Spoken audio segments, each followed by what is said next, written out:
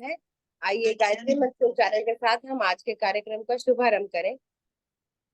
ओम भूर्भुवः स्वः तत्सवितुर्वरेण्यं भर्गो देवस्य धीमहि धियो यो नः प्रचोदयात्। ॐ भूर्भुवः स्वः तत्सवितुर्वरेण्यं भर्गो देवस्य धीमहि धियो यो नः प्रचोदयात्।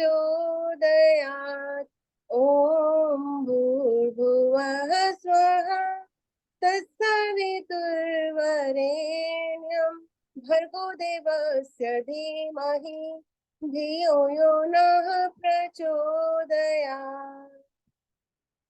ओमकार प्रभु तेरा नाम गुन गावे संसार तमाम। प्राण स्वरूप प्राणों से प्यारा दूर दुखों के करने हारा। सुख स्वरूप सुखों के दाता अंत न कोई तुम्हारा पाता। सारे जग को पैदा करता सबसे उत्तम पाप कहता। हे ईश्वर हम तुझे ध्यावे पाप कर्म के पास न जावे। बुद्धि करो हमारी उज्जवल जीवन हो हमारा निर्मल। ओम। एक छोटे से गीत के साथ आज के कार्यक्रम की शिक्षा का आरंभ करते हैं। तू है सच्चा पिता ओम प्यारा। तू ही है रक्षक हमारा। तू है सच्चा पिता सारे संसार का ओम प्यारा। तू ही है रक्षक हमारा। चांद सूरज से तारे बनाए। पृथ्वी आकाश पर्वत सजाए। चांद सूरज से तारे बनाए। पृथ्वी आकाश पर्वत सजाए। अंत पाया नहीं तेरा पाया नहीं पारवारा। तू ही है रक्षक हमारा। तू है सच्चा पिता सारे संसार का ओम प्यारा। तू ही है रक्षक हमारा। पाप पाखंड हमसे छुड़ाओ। वेद मार्ग पे हमको लगाओ। पाप पाखंड हमसे छुड़ाओ। वेद मार्ग पे हमको लगाओ। लगे भक्ति में मन करे संध्या हवन जगत सारा। तू ही है रक्षक हमारा। तू है सच्चा पिता सारे संसार का ओम प्यारा। तू ही है रक्षक हमारा। अपनी भक्ति में मुझको लगाना। कष्ट सारे के सारे मिटाना। अपनी भक्ति में मुझको लगाना। कष्ट सारे के सारे मिटाना। दुखियों कंगालों का और धन वालों का तू सहारा। तू ही है रक्षक हमारा। तू है सच्चा पिता सारे संसार का ओम प्यारा। तू ही है रक्षक हमारा। पक्षी राग सुंदर है गाते, जीव जंतु भी सर है झुकाते। पक्षी राग सुंदर है गाते, जीव जंतु भी सर है झुकाते। उसको ही सुख मिला तेरी राह पर चला जो कि प्यारा। तू ही है रक्षक हमारा, तू है सच्चा पिता सारे संसार का ओम प्यारा। तू ही है रक्षक हमारा, तू ही है रक्षक हमारा, तू ही है रक्षक हमारा। तो आगे का कार्यक्रम में आदरणीय जितेंद्र जी को सौंपती हूँ। बहुत बहुत धन्यवाद आदरणीय आशा जी। बहुत सुंदर गायत्री मंत्र के उच्चारण के साथ और सुंदर ओम का गीत आपने बोला। परमपिता परमात्मा का निज नाम मुख्य नाम ओम है, उसी का हम स्मरण करें, जाप करें। तज्जपस तदर्थ भावनम, अर्थ की भावना के साथ में ओम इत्येतद अक्षरम उद्गीतम उपासीत। छांदोग्योपनिषद भी यही कहता है कि ओम जो ये एक अक्षर है इसे उद्गीत भी कहते हैं, इसी की हमें उपासना करनी चाहिए। इसीलिए कहा प्राण प्रदाता संकट त्राता हे सुखदाता ओम ओम। सविता माता पिता वरेण्यम भगवन भ्राता ओम ओम। तेरा शुद्ध स्वरूप करें हम धारण दाता ओम ओम। प्रज्ञा प्रेरित कर सुकर्म में विश्व विदाता ओम ओम। उस प्यारे प्रभु ओम का जाप के साथ आज का सुंदर कार्यक्रम आपने प्रारंभ कराया, बहुत बहुत धन्यवाद। आर्य केंद्रीय सभा नगर निगम क्षेत्र फरीदाबाद के इस साप्ताहिक ऑनलाइन सत्संग में आप सभी का पुनः स्वागत और धन्यवाद। आइए भजनों की श्रृंखला को आगे बढ़ाएं और आज आदरणीय श्रुति सेतिया जी का उद्बोधन हमें सुनने के लिए मिलेगा। तो भजनों की श्रृंखला को आगे बढ़ाते हुए मेरी प्रार्थना आदरणीय कौशल्या अरोड़ा जी से, कृपया आए अपना गीत रखें और उसके बाद सुलोचना जी सीतरी जनकपुरी से कृपया तैयार रहें।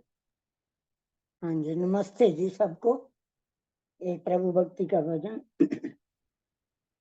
अर्पण है तुमको ये जीवन, अर्पण है तुमको ये जीवन।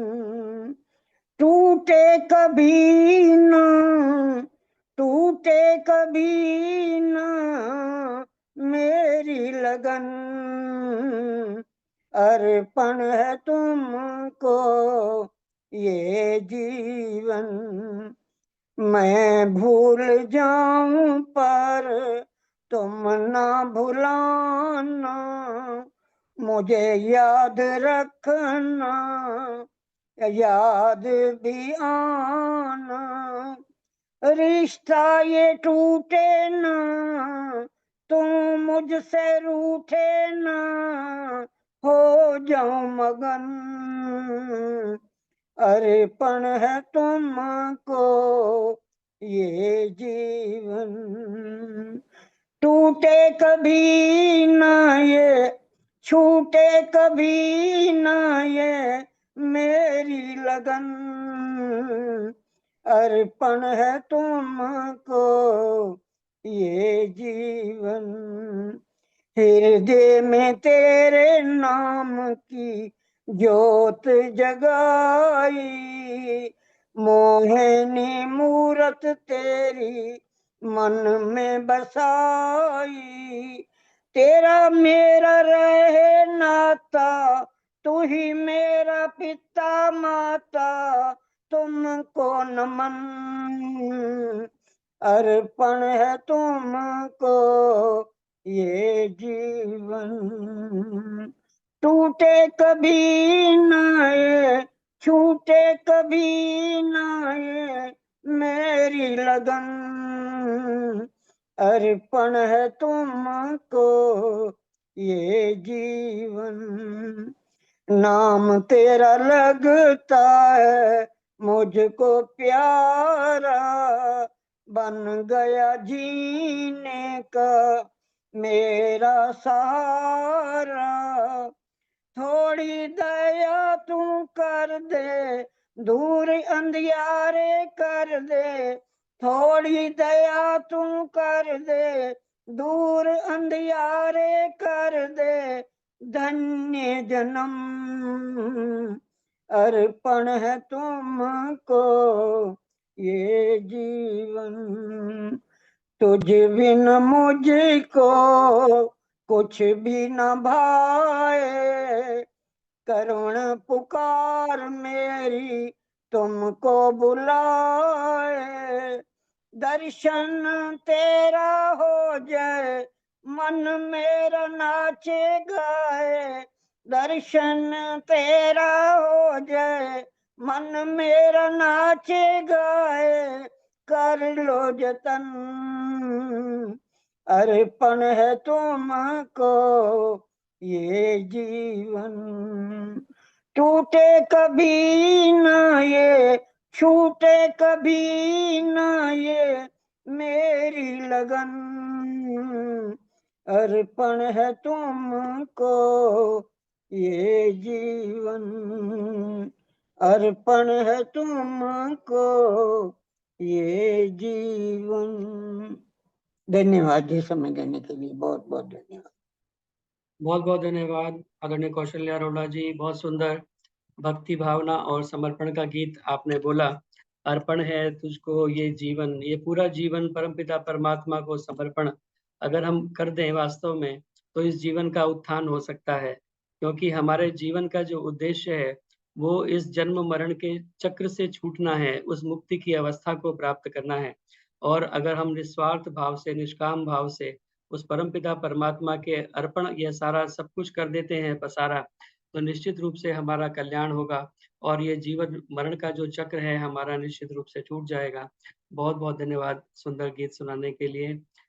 आइए, मेरी प्रार्थना आदरणीय सुलोचना जी सीतरी जनकपुरी से हमारे मध्य जुड़ी हुई हैं, तो उनसे मेरी प्रार्थना अपना गीत रखें। और एक बार पुनः आप सभी का बहुत बहुत धन्यवाद और स्वागत। जुड़ने के लिए मैं देख रहा हूँ गुड़गांव से आदरणीय भक्त प्रकाश सचदेवा जी जुड़े हुए हैं, आदरणीय सुरेंद्र हांडा जी जुड़े हुए हैं पुणे से, आदरणीय उषा चितकारा जी, गीता बिरमानी जी, कांता चावला जी, कपिल जी, कृष्णा भाटिया जी, ललिता तनेजा जी, नीलम खनूजा जी, माता राज लूथरा जी, रजनी पिपलानी जी, प्रतिभा आर्या जी, सुमित्रा गुप्ता जी जो सबसे पहले जुड़ गई थी, और सुषमा बेकी जी, और हापुड़ से पुष्पा आर्या जी भी जुड़ी हुई हैं। आप सभी का बहुत बहुत स्वागत और धन्यवाद।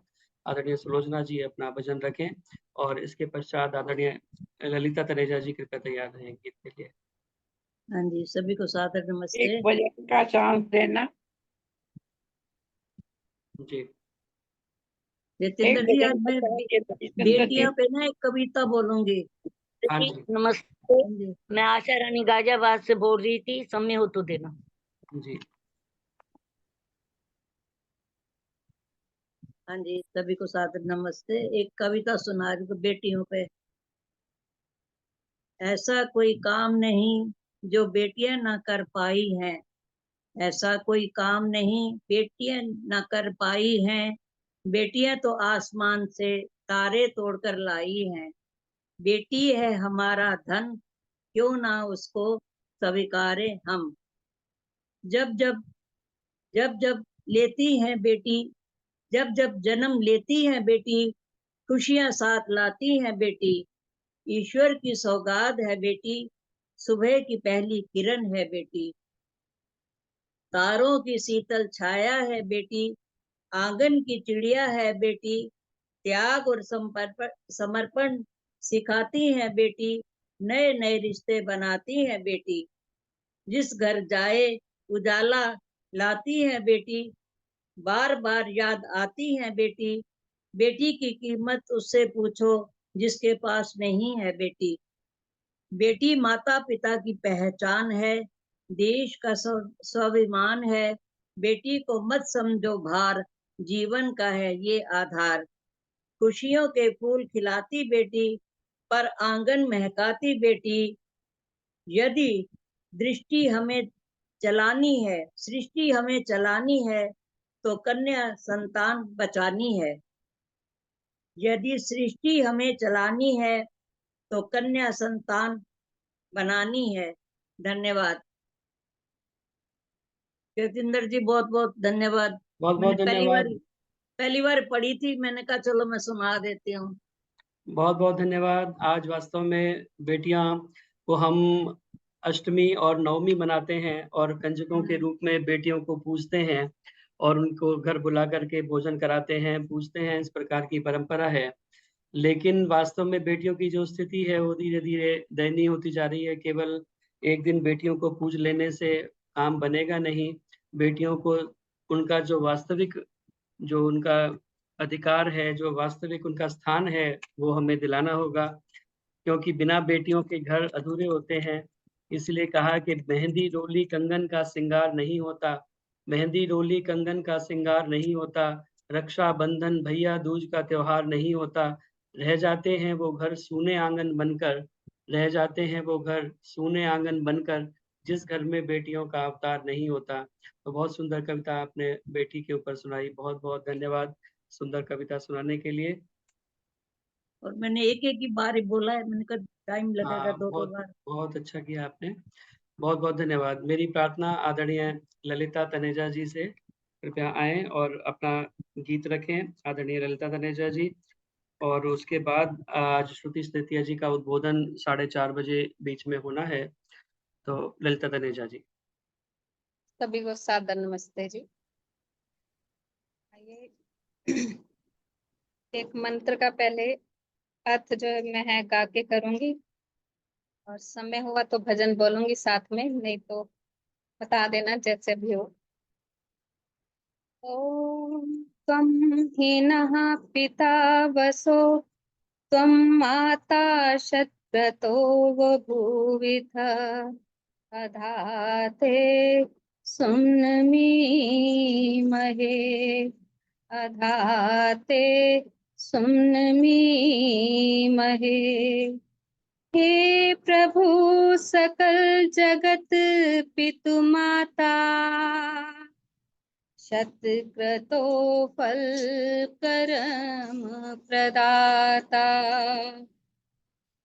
शतक्रतो फल करम प्रदाता ज्ञानवान उत्पादक पालक संहारक सब दुख निवारक संहारक सब दुख निवारक। हे वसुपति वसावन हारे क्षिति जल पावक गगन हवारे क्षिति जल पावक गगन हवारे। सूर्य चंद्रमा हर नक्षत्र में कण कण यत्र तत्र सर्वत्र में कण कण यत्र तत्र सर्वत्र में सर्व जगत का तू आधार व्याप रहा कर जग विस्तार व्याप रहा कर जग विस्तार। तुझसे ही सब रिश्ता नाता मित्र सखा बंधु और भ्राता मित्र सखा बंधु और भ्राता। आए विमल तेरे दरबार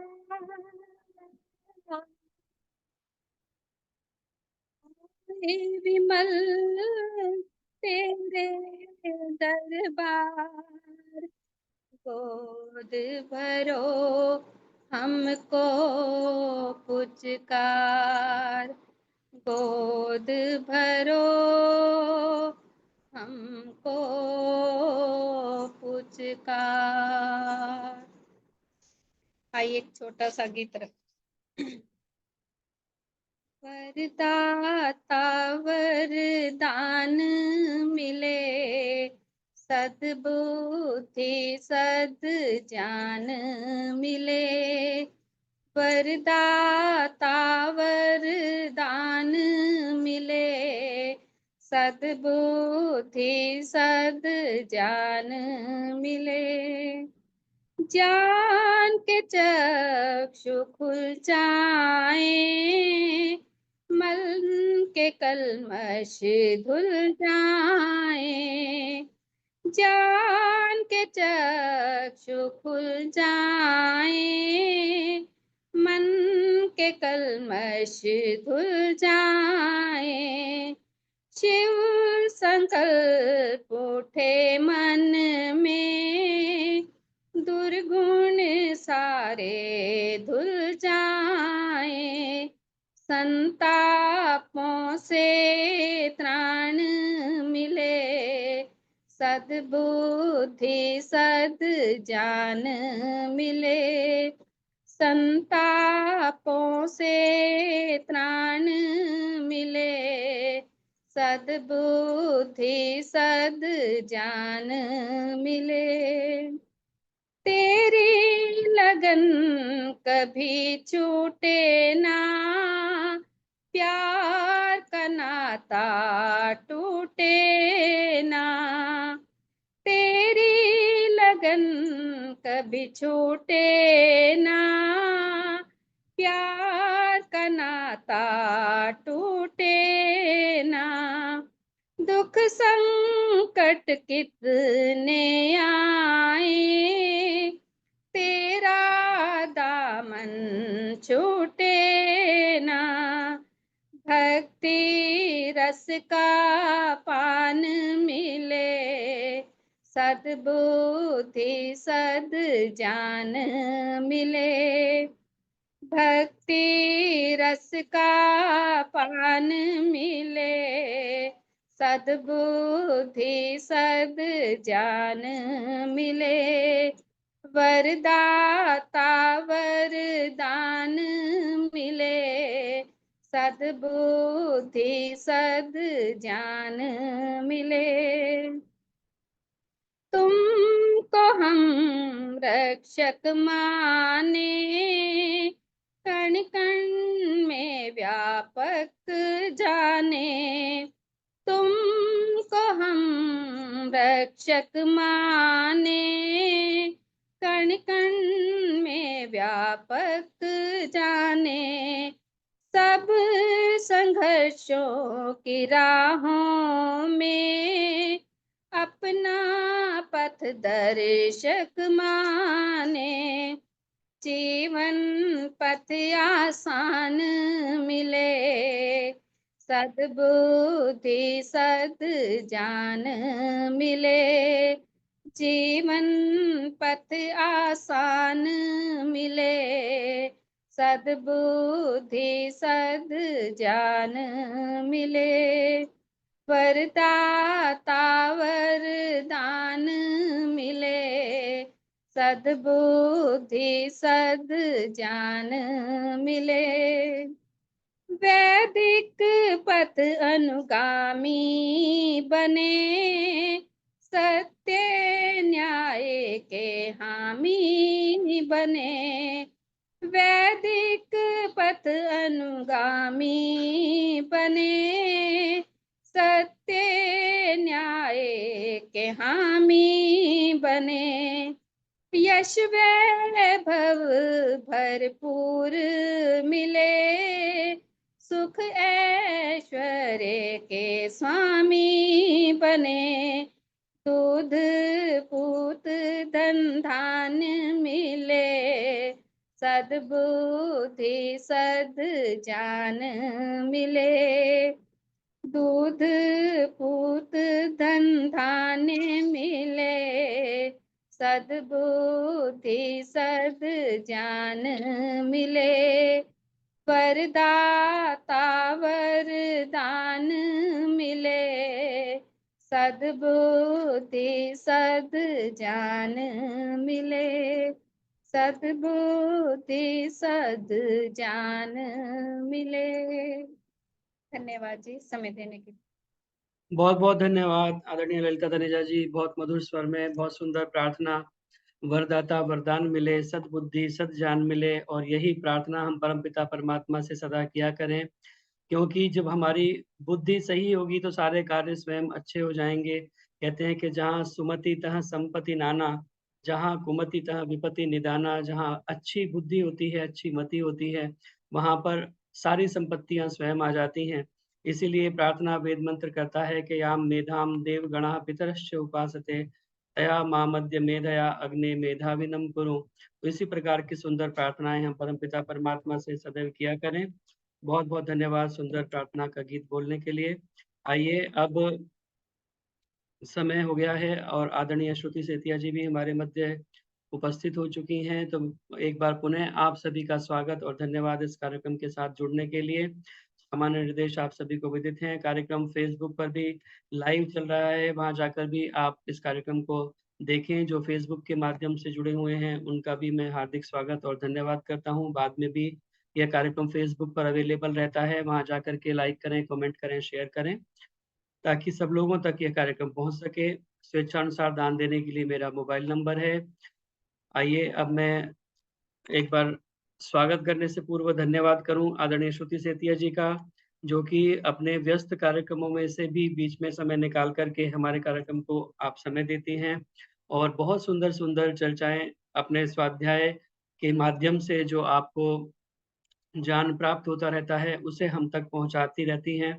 तो बहुत सुंदर सरल भाषा में आपकी परिचर्चा होती है और आप सभी जानते ही हैं आज का जो विषय है वो है वेद सम्मत गृहस्थ का निर्वाह। तो इस विषय से संबंधित आज की चर्चा को हमारे मध्य में रखें आदरणीय श्रुति सेतिया जी। बहुत बहुत धन्यवाद आदरणीय भ्राता जी। सभी आर्यजनों को सादर नमस्ते। अभी जो आदरणीय ललिता जी ने बहुत सुंदर भजन सुनाया, आनंद आ गया सुनकर। उससे पूर्व के भजन में नहीं सुन सकी क्योंकि अभी कार्यक्रम वहीं से बंद किया गांधीनगर का और इधर ज्वाइन किया, तो आगे के भजन सुनने का प्रयास करूंगी। बहुत सुंदर भजन आदरणीय ललिता जी, बहुत आर्य समाज में भी बहुत अच्छे भजन सुनाती हैं, बड़ी मीठी आवाज है उनकी। ईश्वर उनको स्वस्थ रखें। भ्राता जी, ये बहुत सरल सा विषय नहीं कह सकते इसको। घर गृहस्थी, हम सब सदगृहस्थी यहाँ बैठे हैं, अपने जीवन को सभी उत्तम मानते हैं, चला रहे हैं अपने। कई बार व्यक्ति सोचता है हम लोग बहुत सुंदर, हमारा घर चल रहा है, हमारा जीवन अच्छा है, परंतु क्या होता है हम लोग जब वैदिक विधि से ना अपने जीवन को चलाएं, वेद सम्मत हमारी बातें ना हो, अपना जीवन हमारा सुंदर नहीं लगता। और बहुत प्यारी बात मैं पढ़ रही थी, संध्या वंदन कीजिए फिर होय न ग्रह क्लेश, गृहस्थ जीवन में सदा उपजे स्नेह विशेष। तो हम लोग प्रातः साय संध्या करें, यज्ञ करें, अपने जीवन को उत्तम और सुंदर बनाने का प्रयास करें। और ये सब बातें वेदों में लिखी हैं, हमें इन बातों का पालन करना है, आत्मसात करके जीवन को सुंदर बनाना है। आज क्या हो गया है, समय ऐसा आ चुका है, हमारे जो यंग जनरेशन है वो क्या कर रहे हैं, केवल और केवल ये लिविंग रिलेशन बना के अपना जीवन चला रहे हैं, एक फैशन सा बन चुका है। उसके बाद क्या होता है, ये लड़ाई झगड़े हैं, तलाक तक की नौबत आ जाती है, या फिर नई नई शादी हुई है और लव मैरिज हुई है, उसके बाद भी ये कि घर गृहस्थी में कलेश हो रहा है, तो वो जीवन अच्छा नहीं है। हमारे जीवन का निर्वाह, हमारे जीवन की सफलता कैसे है, जब हम गृहस्थ आश्रम में रहकर सब प्रकार की समस्याओं को बड़ी सरलता से सुलझाने का प्रयास करें और हमारा जीवन वेद सम्मत हो। आज क्या है, युवक और युवतियां जो हैं, हम लोग जब युवक युवती का विवाह करते हैं वैदिक विधि से विधान होने से, वो पति और पत्नी और गृहस्थ कहलाते हैं। और विवाह के बाद जो ये गृहस्थ जीवन है, इसे ही हम गृहस्थ आश्रम कहते हैं। गृहस्थ आश्रम पर अलग अलग लोगों के अलग अलग विचार हैं। कोई गृहस्थ आश्रम को अच्छा मानता है और कई ऐसे लोग हैं जो इन अन्य 3 आश्रमों को गृहस्थ आश्रम की तुलना जो है उसको हे मानते हैं कि गृहस्थ आश्रम नीचा है। बाकी 3 आश्रम तो ज़्यादा ऊँचे हैं, उनकी ज़्यादा महत्ता है, गृहस्थ आश्रम की कोई विशेषता नहीं है। तो गृहस्थ आश्रम की महत्ता का निर्णय वेदों के विद्वान हमारे स्वामी दयानंद जी महाराज ने सत्यार्थ प्रकाश के चौथे समोल्लास की समाप्ति पर कहकर गए हैं। यदि हम सत्यार्थ प्रकाश उठाएं, उसके एक-एक समोल्लास को पढ़ें, हमारी आँखें खुली रह जाती हैं। तो ऋषि दयानंद जी कहते हैं कि मतलब बहुत सुंदर उन्होंने संसार के जो बताया है सत्यार्थ प्रकाश में उन्होंने यही बताया है कि हमारा जो ये संसार में व्यवहार जितना हम कर रहे हैं, उसका आधार ये गृहस्थ आश्रम है। और यदि ये गृहस्थ आश्रम ना होता तो संतान उत्पत्ति ना होती, और ना होने से ब्रह्मचर्य, वानप्रस्थ और संन्यास आश्रम कहाँ से आते? जो भी कोई व्यक्ति गृहस्थ आश्रम की निंदा कर रहा है वो निंदनीय है, और जो प्रशंसा कर रहा है वो प्रशंसनीय है। परंतु गृहस्थ आश्रम का सुख हमें तभी होता है जब पुरुष और स्त्री दोनों परस्पर विद्वान हो, प्रसन्न रहें, पुरुषार्थी हों और सब प्रकार के व्यवहार के ज्ञाता हों। आज एक प्रसन्न है तो दूसरे का मुंह बना हुआ है, एक पुरुषार्थी है तो दूसरा आलसी बना हुआ है, ये गृहस्थ आश्रम नहीं है। इसलिए गृहस्थ का सुख का मुख्य कारण जो है हमारे गृहस्थ जीवन का, वो ब्रह्मचर्य है और स्वयंवर विवाह है। आज बच्चे क्या है, कैरियर को लेकर, अपने पढ़ाई और जॉब को लेकर अपने गृहस्थ आश्रम के लिए जो उम्र एक उनकी निश्चित आयु की गई है उसको छोड़कर आगे उनकी आयु बढ़ती जा रही है। वो गृहस्थ आश्रम में प्रवेश नहीं करना चाहते। वो सोचते हैं कि अभी आगे जाके विवाह कर लेंगे, अभी हमारी है क्या, छोटी सी तो आयु है, अभी कर लेंगे। परंतु सुख जो है उसका स्वामी दयानंद जी ने बताया कि गृहस्थ आश्रम की बहुत ज्यादा प्रशंसा उन्होंने करी है, बहुत महत्ता उन्होंने बताई है। ये महत्ता हम सबके लिए पूर्णता है, गाय है, और हम सबके लिए सफल जीवन बनाना का बहुत उत्तम साधन है। आज हम लोग गृहस्थ की तरफ ध्यान ना देकर कैरियर की तरफ दौड़ रहे हैं, पैसा कमाने की अंधाधुंध हमारे जीवन में एक वो आ चुकी है, पश्चिमी सभ्यता की हम भाग रहे हैं। गृहस्थी हमारी वैसी बन रही है जैसे बाहर के देशों की है, कुछ समय साथ रहे फिर तलाक हो चुका। तो ये बहुत गड़बड़ हो रहा है। हमारे भारतीय सभ्यता, हमारी सनातन जो हमारा वैदिक धर्म है, हमें ये नहीं सिखाता है। तो गृहस्थ आश्रम की हम बात करें तो गृहस्थ एक सामाजिक और धार्मिक बंधन है। तो इसके बारे में जितना हम पढ़ें, जितना हम समझ पाए, हम सबको समझाएं, हमारा कर्तव्य बनता है। गृहस्थ आश्रम एक ऐसा है धार्मिक बंधन जिसमें रहकर, जिसके अनुशासन में रहकर मनुष्य जो है धर्म, अर्थ, काम और मोक्ष को सिद्ध करने के लिए, देश और समाज के हितकारी कार्य करने के लिए अपने जीवन को लगाता है।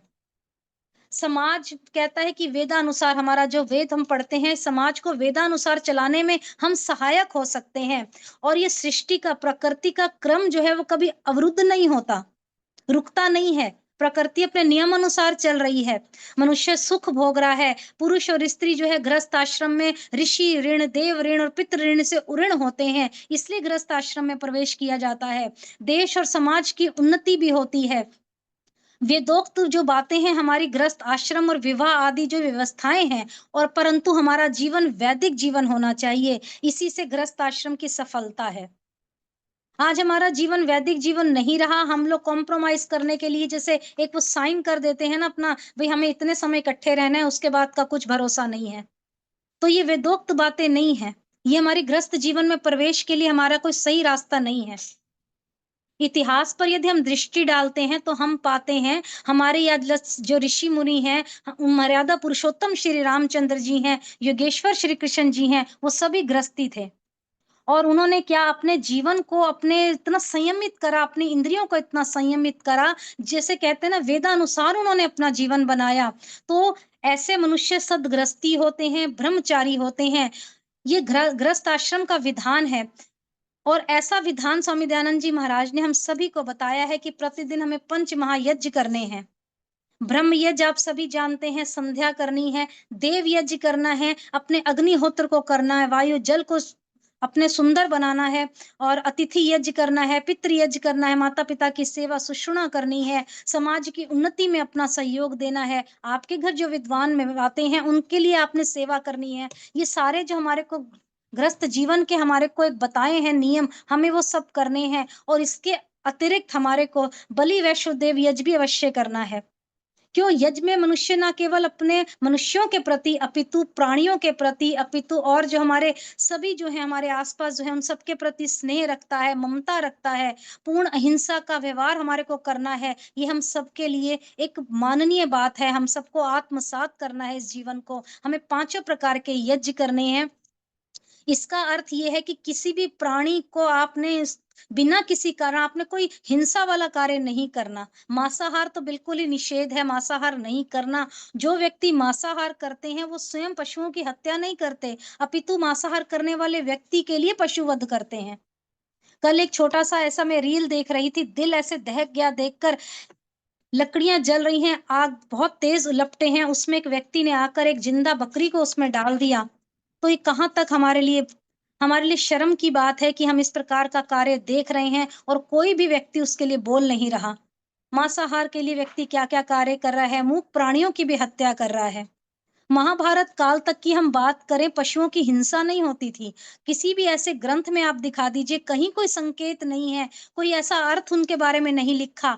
मांसाहार बिल्कुल नहीं करना चाहिए। व्यक्ति की शारीरिक उन्नति, आध्यात्मिक उन्नति, सामाजिक उन्नति ये बिल्कुल नहीं होती है। हमारे ऋषि मुनि जो थे, हमारे राजा, हमारे विद्वान सब शाकाहारी, दुग्धहारी, फलाहारी थे। वो सब शुद्ध आहार ही लिया करते थे। हमारे हाथी, हिरण, गाय सभी जो थे पशु वगैरह, सभी के सभी उनके अंदर बल था, उनके अंदर एक शक्ति थी। वो अभी भी कह सकते हैं, आज भी उनमें वो शक्ति है। परंतु ये कि मांसाहारी पशु हमें नहीं हम खत्म करने हैं। हमारे को अपना गृहस्थ जीवन बड़े प्रेम से बिताना है। अहिंसक हमारे को हिंसा नहीं करनी है। ये अवश्य याद रखना है। आजकल के बच्चों को देखा है, गृहस्थ में प्रवेश करते हैं और ये नॉनवेज खाना शुरू कर देते हैं। सिर्फ एक दिखावा रह गया है गृहस्थ आश्रम, तो उनकी बुद्धि भी वैसी बनती जा रही है। और गृहस्थ आश्रम का जो आधार ये विवाह है, विवाह भी वैदिक पद्धति से होना चाहिए, तभी श्रेष्ठ माना जाता है। वैदिक विवाह का उद्देश्य जो है, पति पत्नी के कर्तव्यों का विधान भी उसमें बताया गया है। तो उन कर्तव्यों में आप सभी पंच महायज्ञ के बारे में सुना है आपने, और इसके साथ ये भी व्यवस्था बताई गई है कि जहां तक हो पति पत्नी के गुण, उनके कर्म, उनके स्वभाव भी समान होने चाहिए। आज मेल नहीं खा रहे पति पत्नी के गुण, स्वभाव, कर्म बिल्कुल अलग विपरीत हैं, तभी घर गृहस्थी टिक नहीं रही है। दोनों को एक दूसरे को जानकर प्रसन्नता पूर्वक व्यवहार करना चाहिए। तो विवाह पूर्ण युवावस्था में होना चाहिए, यानी कि बड़ी बड़ी आपकी आयु हो रही है तब जाके ढूंढ रहे हैं, ऐसा ना हो। संसार में संस्कारों से युक्त संतानों का निर्माण होना चाहिए, धार्मिक हमारा जीवन होना चाहिए, मर्यादित जीवन होना चाहिए, तभी हम सदगृहस्थी हम सब ये कार्य कर सकते हैं। और हमारे को इसके बारे में अपने बच्चों को भी बताना चाहिए। तो यही कारण है कि हमारे भारत में हमारे ऋषि मुनि, योगी जन, जितने भी विद्वत जन हैं, उनमें रामकृष्ण जी, हनुमान जी, जिन जिन के आप सबने नाम सुने हैं, सब उनके बारे में हम पढ़ते आए हैं, भीष्म पितामह जी, ये सब ऐसे ऐसे हमारे ज्ञानी ध्यानी उत्पन्न हुए हैं। परंतु महाभारत काल के बाद ये वैदिक धर्मों के गुण जो हैं सब में घटते जा रहे हैं। ऐसे महापुरुष उत्पन्न होने ही बंद हो गए हैं।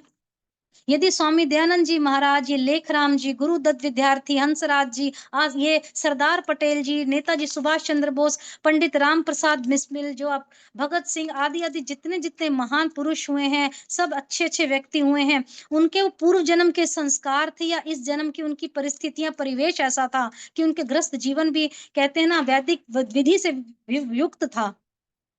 अब संस्कारित संतान के लिए आप सबको क्या करना होता है कि स्वामी दयानंद जी महाराज ने हम सबके समक्ष एक बड़ी सुंदर पुस्तिका लिखी, पुस्तिका संस्कार विधि, उसका प्रणयन उन्होंने किया। और हम लोग को संस्कार विधि को पढ़ने का समय ही नहीं है। रखी होती है घर में सबके, थोड़ा थोड़ा हम स्वाध्याय का प्रयास करें, स्वाध्याय का, तभी आज हमारा आसपास का जो वातावरण है, हम लोग इस पुस्तक को पढ़ते नहीं है, उसका पालन नहीं कर रहे हैं। जो लाभ हमारे समाज को होना चाहिए, देश को होना चाहिए, वो पूर्ण मात्रा में आज हो नहीं पा रहे। तो देश का हमारा सौभाग्य है कि स्वामी दयानंद जी द्वारा लिखित संस्कार विधि हमारे पास है।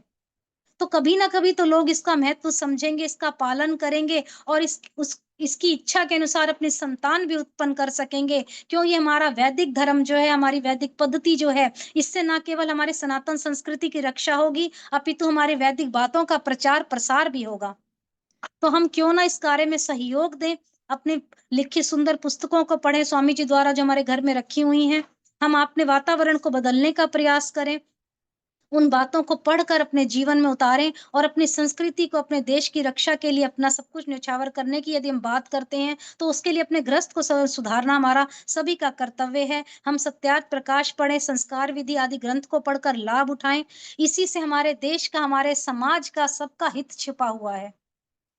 तो हम गृहस्थी अपने कार्य में हमेशा व्यस्त रहते हैं, समय का अभाव, यही हम लोग बोलते हैं। गृहस्थ जीवन का उदाहरण आप देख लीजिए, समाचीन उदाहरण हम कह सकते हैं। योगेश्वर श्री कृष्ण जी महाराज, जिन्होंने माता रुक्मिणी जी से विवाह किया और मर्यादाओं का पालन किया, वैदिक मर्यादाओं का। उनकी एक ही धर्म पत्नी थी और वो पुराणों की बातें जो हम आज हम पढ़ रहे हैं या सुनते आ रहे हैं, उनका काल्पनिक चरित्र हम पढ़ते आ रहे हैं, दूषित उनका चरित्र हम सुनते हैं, उसी को पालने लग जाते हैं, हम उसी को मानने लग जाते हैं। तो ऋषि दयानंद जी ने सत्यार्थ प्रकाश के इस बात पर बड़ा ही प्रकाश डाला, बड़ा ही सुंदर उन्होंने बताया। व्रतधारी हमारे ये योगेश्वर जी जो हमारे कृष्ण जी हैं, वेदा अनुयायी थे, एक पत्नी व्रता थे। अब रामचंद्र जी भी इसका उदाहरण कह सकते हैं। रामचंद्र जी भी कितने मर्यादित। एक बार माता रुक्मिणी ने जब कृष्ण जी के साथ विवाह हुआ, तो उनके साथ संवाद पे प्रश्न उन्होंने पूछा कि विवाह किस लिए किया जाता है, तो उसका उत्तर बड़ा सुंदर मिला, विवाह संस्कारित अच्छी संतान के लिए किया जाता है। तो कृष्ण जी ने पूछा रुक्मिणी जी से, आपको कैसी संतान चाहिए, तो इसका उत्तर मिला, पूर्णता कृष्ण जी के समान हो, वैसा गुण कर्म स्वभाव हो। तो इस पर कृष्ण जी बोले, ये तभी संभव है जब हम 12 वर्ष तक पर्वतों में रहकर, वनों में तपस्या करके ब्रह्मचर्य युक्त जीवन व्यतीत करें, साधक जैसा जीवन व्यतीत करें। तो दोनों ने ऐसा ही किया और परिणाम स्वरूप प्रबुद्धन नाम का बड़ा ही उनका संस्कारित बालक जो पैदा हुआ, बहुत ही, वो भी वेदों का अनुयायी वो बालक रहा। महाभारत में बड़ा ही सुंदर लिखा है कि जब साय समय हुआ, कृष्ण जी अपने कार्य से लौट रहे हैं, तो उनका सुपुत्र उनके साथ प्रबुद्धन जी आ रहे हैं, तो माता रुक्मिणी उनको देखकर बड़ी हैरान होकर खड़ी हो जाती थी कि वो कृष्ण जी और प्रद्युम्न में समानता, अचंभित हो जाती थी कि कृष्ण कौन है और उस प्रबुद्धन कौन है, वो दोनों का अंतर नहीं कर पाती थी। ये वेदों का विधान का आचरण करने वाली संतान है, ये उसका उदाहरण है कि जो गुण कर्म स्वभाव पिता के हैं वो पुत्र में भी आए, पुत्री में भी आए। ऐसा हमारा वैदिक विधान है, हम उस वैदिक विधान का पालन करें, वेद धर्म का हम पालन करें, क्योंकि सुख का आधार हमारा धर्म है। ये मत में और धर्म में बहुत अंतर होता है। हम लोग वेद धर्म में अलग अलग वेदों की शिक्षाओं को सुनते हैं, वेदानुकूल शिक्षाओं को जीवन में उतारते हैं, असत्य से दूर रहते हैं, सत्य का पालन करते हैं। और हम मनुष्य का जो धर्म हमारा कर्तव्य है, सभी गृहस्थियों को उस ऋण को भी चुकाना है, पितृ ऋण को चुकाना है, वेदाध्ययन करना है, वेद प्रचार में अपना जीवन व्यतीत करना है, सत्कर्मों का पालन करना है, योगाभ्यास करना है, यज्ञमय जीवन बनाना है। तो योगा, ये समाधिस्थ जीवन प्राप्त करके मोक्ष का जो हम करते हैं, अपना धर्म अर्थ काम और मोक्ष, ये हमें सिद्ध करने हैं। तभी हमारा वैदिक गृहस्थ जीवन हमारे सभी के लिए लाभदायक होगा, सुखदायक होगा। और गृहस्थ आश्रम सबसे उत्तम आश्रम माना जाता है। हम सब पढ़ते हैं, समझते भी हैं इन बातों को, तो आगे भी हम इनको समझाने का प्रयास करें। तो वेदानुकूल अपना जीवन बनाइए, मनुष्य का जीवन सफल इसी में होगा। सत्यार्थ प्रकाश का अध्ययन करना है, वेदों का अध्ययन करना है, अपने कर्तव्य को करते हुए निष्काम भाव से वैदिक जीवन शैली को अपनाना है और सभी को उसके बारे में बताना चाहिए। ये हम सबका कर्तव्य है। तो सरल सी बात कहने के लिए बहुत सरल है, इसका पालन करना थोड़ा कठिन हो सकता है, परंतु जीवन को यदि आपने सुंदर बनाना है, स्वस्थ बनाना है, सुखी ग्रस्त जीवन बनाना है, तो हमें आज से इस नियम को अपनाना कि हमें अपने ग्रस्त जीवन को किस प्रकार साधना है। छोटी छोटी बातों पर लड़ाई झगड़ा नहीं होना चाहिए, आपस में अंडरस्टैंडिंग जिसको कहते हैं, विचार एक होने चाहिए हम सबके, परंतु वेदानुकूल जीवन अवश्य होना चाहिए। घर गृहस्थी कईयों की देखी है हमने, हमारे आस पड़ोस, हमारे रिश्तेदारों में, परंतु वेदानुकूल नहीं होती है।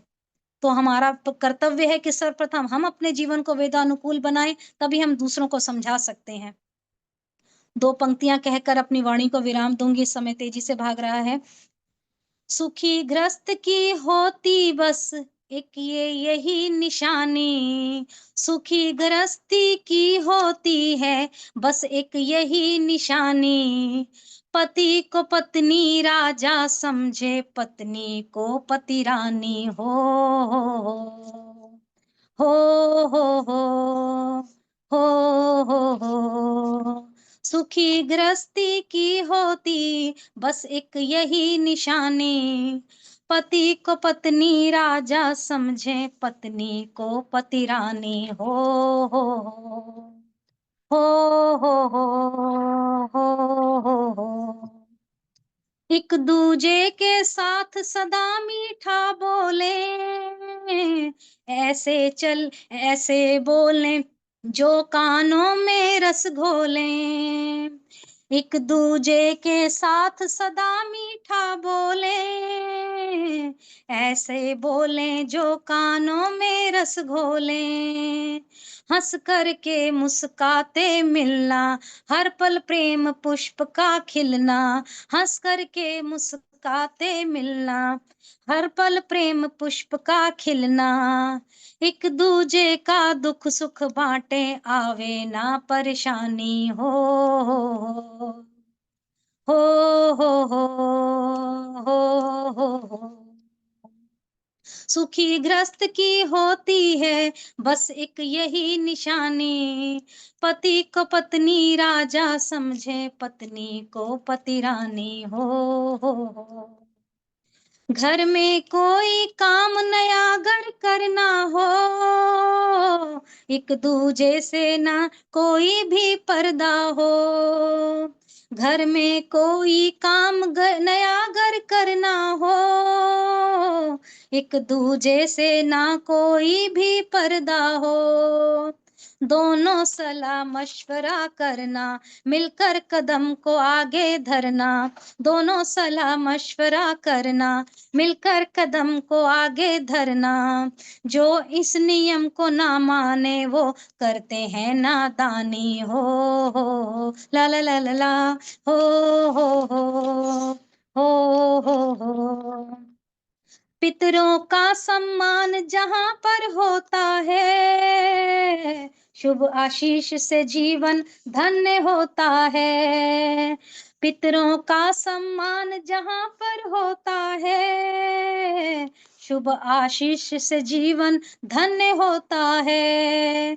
जिस घर में ये पितर मुस्काते, वो घर तो ही स्वर्ग कहाते। जिस घर में ये पितर मुस्काते, वो घर ही तो स्वर्ग कहाते। सुखी ग्रस्त की होती है सदा यही निशानी हो ला ला ला ला ला हो। सुखी ग्रस्त की होती है बस एक यही निशानी, पति को पत्नी राजा समझे, पत्नी को पति रानी हो ला ला ला ला ला हो ला ला ला ला ला हो। बहुत बहुत धन्यवाद भ्राता जी, समय देने के लिए बहुत बहुत धन्यवाद आप सभी का।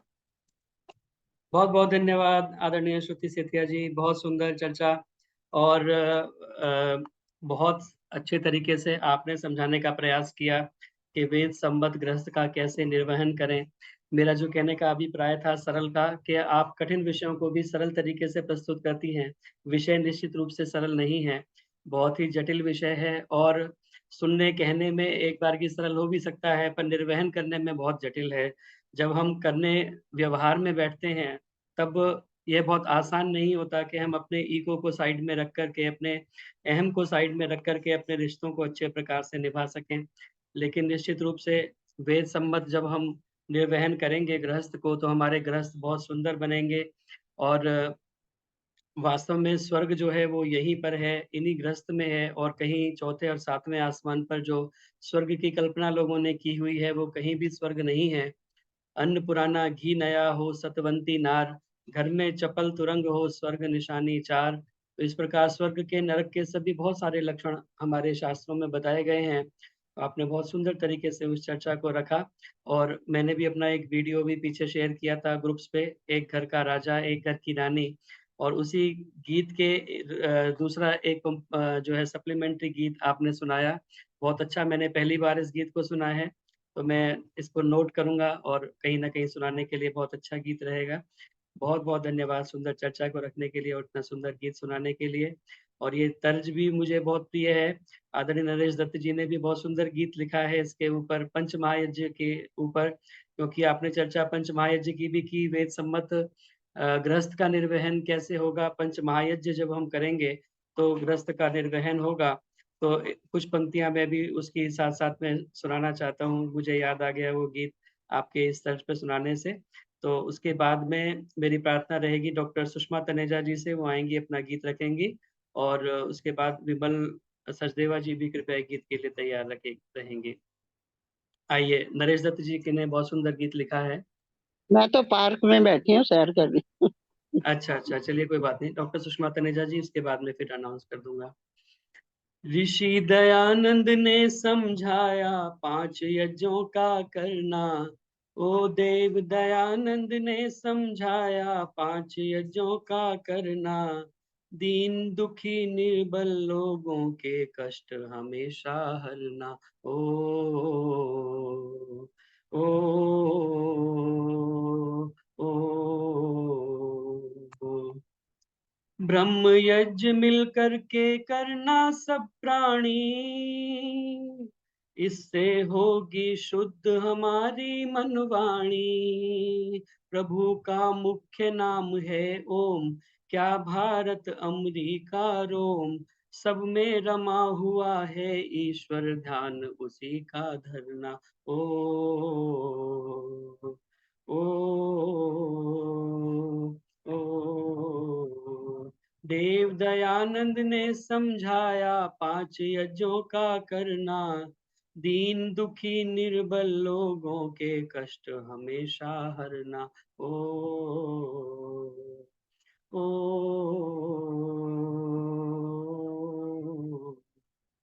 देव यज्ञ जो अग्निहोत्र कहलाता है, चींटी से हाथी तक सुख पहुंचाता है। ना गूंजे स्वाहा से आसमान, घर रहता शमशान समान। मान करो विद्वानों का हर समय पाप से डरना। ओ ओ,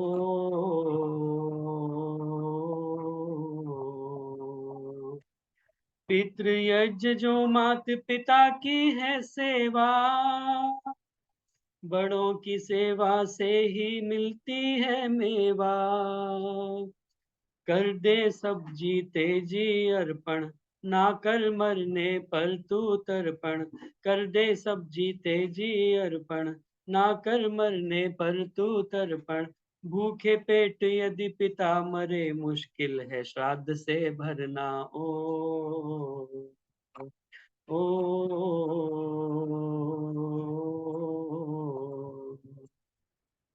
जाने अनजाने में जितने जीव मरे, उनके प्रायश्चित के लिए बलि वैश्व करे। 10 आहुति भात की देकर, मन में भाव दया के लेकर। 10 आहुति भात की देकर, मन में भाव दया के लेकर। दया धर्म का मूल बताया, अभिमान मत करना। ओ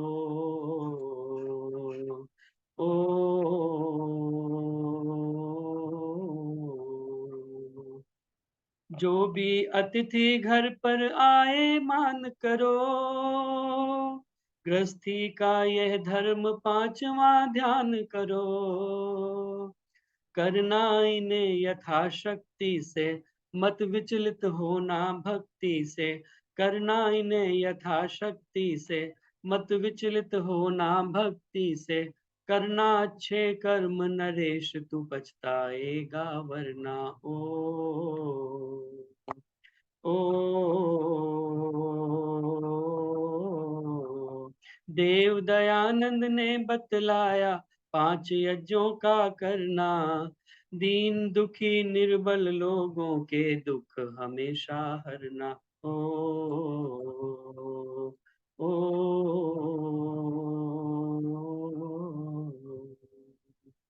तो ये बहुत बहुत सुंदर सुंदर, गीत बहुत सुंदर। आदरणीय नरेश दत्त जी ने लिखा है। बहुत बहुत बहुत धन्यवाद। बढ़िया, आज बहुत तो बढ़िया बेटा। नमस्ते जी। आज तो मैंने देवियों की लोगों की चर्चा हो रही है। जितेंद्र जी टाइम बचे तो मेरे को देना, मैं खुद दो रहे बोलूं। जी जी गंगा जी एक मैसेज खन्ना बोलेंगी टाइम हो तो। जी, चलिए मेरी प्रार्थना, मैंने नाम लिया था आदरणीय डॉक्टर सुषमा तनेजा जी का। वो आए और अपना गीत रखें, डॉक्टर सुषमा तनेजा जी, और उसके बाद संतोष जसूजा जी हमारे साथ में जुड़ी हुई हैं, वो कृपया गीत के लिए तैयार रहेंगे। सभी को मेरा सादर नमन। जितेंद्र जी वाह क्या कहें, इतना सुंदर इतना मधुर आपका भजन, और उसके बाद जो आप संचालन करते हैं उसकी तो जितनी तारीफ की जाए कम है। प्रभु भक्ति का भजन। आपका चेहरा पूरा नहीं आ रहा है, मोबाइल को थोड़ा सा एडजस्ट कीजिए। हाँ, अभी ठीक है। तेरे हाथ कुछ ना, मेरे हाथ कुछ ना,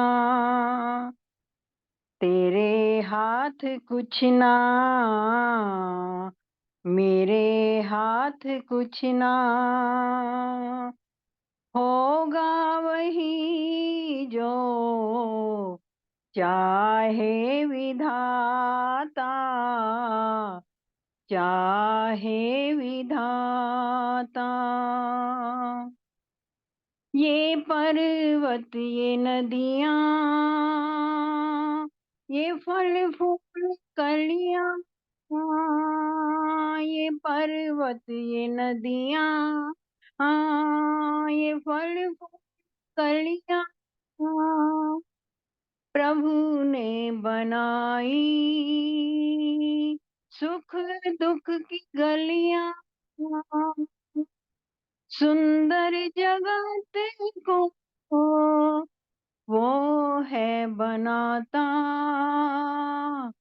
वो है बनाता, वो है बनाता। होगा वही जो चाहे विधाता, चाहे विधाता। सुख भी है अपना, दुख भी है अपना, जीवन तो है बस खुले नैन सपना, तेरा इस जगत से है झूठा नाता, है झूठा नाता, है झूठा नाता। होगा वही जो चाहे विधाता, चाहे विधाता। सांसों की डोरी वो है किनारा,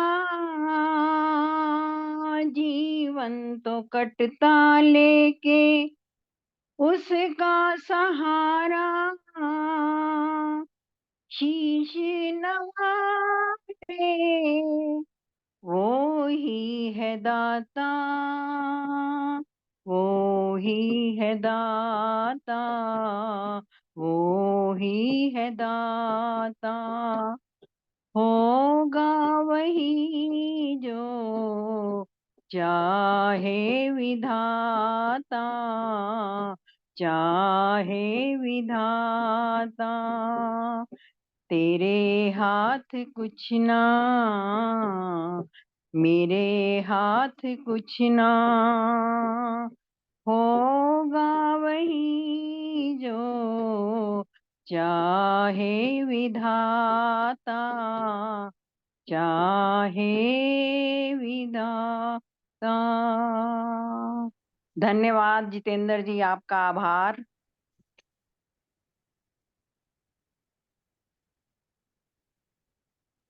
बहुत बहुत धन्यवाद डॉक्टर सुषमा तनेजा जी, बहुत सुंदर भजन आपने रखा।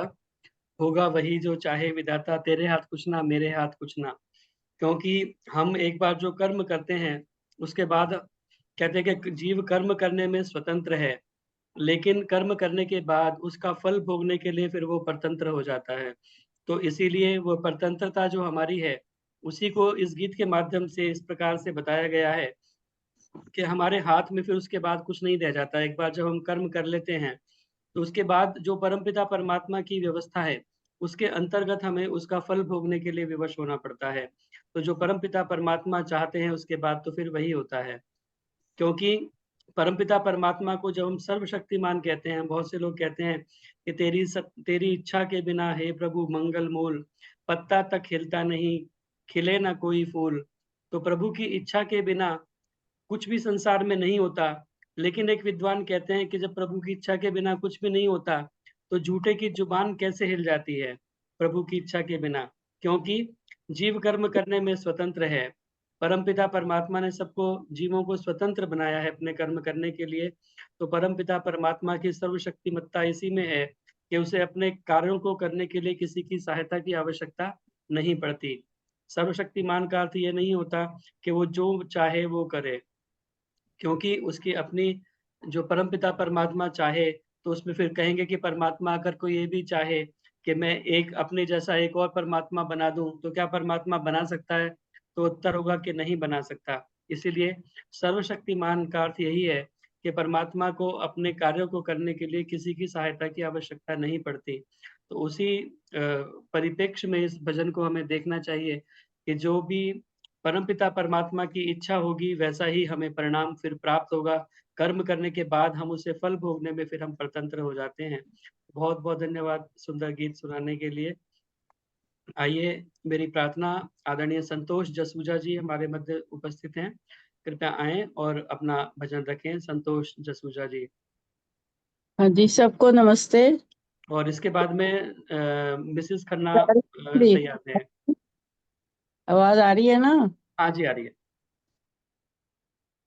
जन्म देने वाले इतना तो बोल रे, जन्म देने वाले इतना तो बोल रे, कैसे चुकाऊं इन सांसों का मोल रे, जन्म देने वाले इतना तो बोल रे, तेरी कृपा से मिला मुझे है ये तन, तेरी कृपा से मिला मुझे है ये तन, जिसमें छुपाऊं तुझे दिया है वो मन, जिसमें बसाऊं तुझे दिया है वो मन, तन की तो खोली आंखें, तन की तो खोली आंखें, मन की भी खोल रे, कैसे चुकाऊं इन सांसों का मोल रे, जन्म देने वाले इतना तो बोल रे, कैसे चुकाऊं इन सांसों का मोल रे, मैंने किया ना कोई दान धर्म, मैंने किया ना कोई दान धर्म, छल से भरे हैं मेरे सारे कर्म, छल से भरे हैं मेरे सारे कर्म,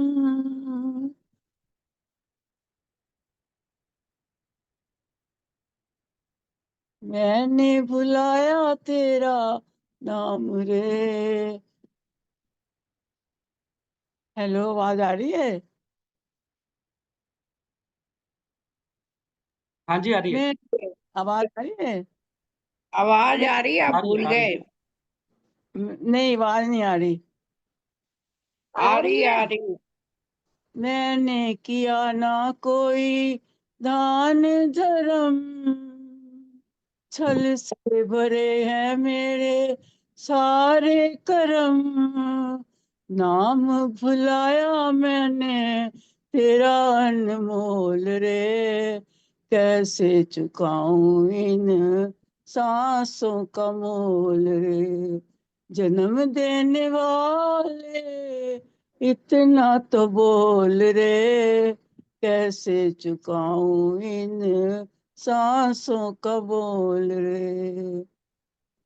मध में हमेशा रहा मैं चूर चूर, मध में हमेशा रहा मैं चूर चूर, भक्ति से तेरे भगवन मैं रहा दूर दूर, भक्ति से तेरी भगवन मैं रहा दूर दूर।